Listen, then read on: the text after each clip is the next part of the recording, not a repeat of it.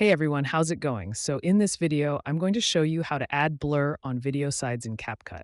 So without any further delay, let's get into it. Now add the video to the timeline and click on ratio right here. Do 16.9. Now go on the right in basic and scroll down at the end.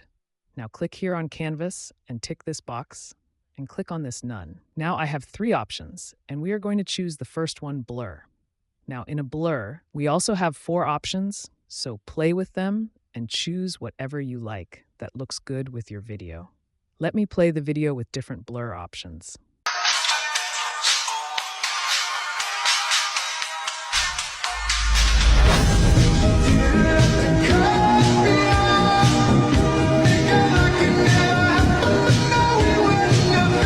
And that is how you can add blur on video sides in Capcut. Please make sure you subscribe to the channel and let me know in the comments if you have any questions. I will try to reply as soon as possible. And if you want to know how to add blur in the background in Capcut, then watch this video. Thanks for watching.